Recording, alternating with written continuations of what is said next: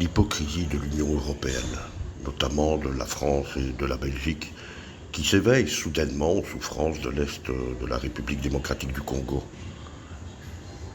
C'est une démonstration flagrante de la politique opportuniste qui ne vise qu'à se donner une image de bienveillance.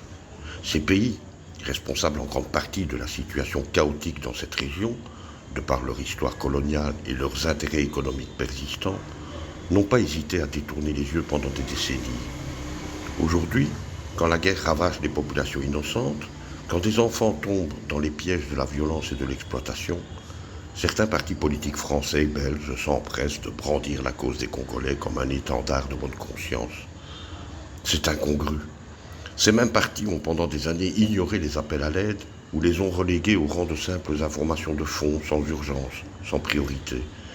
La RDC a été sacrifiée sur l'autel de l'indifférence et des intérêts stratégiques. La politique internationale européenne n'a jamais été dénuée de calculs cyniques. La RDC, riche en ressources naturelles, a longtemps été une proie pour des intérêts extérieurs. Et ce n'est qu'aujourd'hui, lorsque la situation devient inextricable, que l'Europe découvre la profondeur de la crise. Mais cette prise de conscience est avant tout une récupération, un acte politique qui cherche à redorer l'image de gouvernements ayant trop souvent fait preuve d'un silence complice face à la violence qui se déroule à l'est du pays. Les Congolais n'ont pas besoin du discours ponctuel, de gestes symboliques ou de récupération médiatique.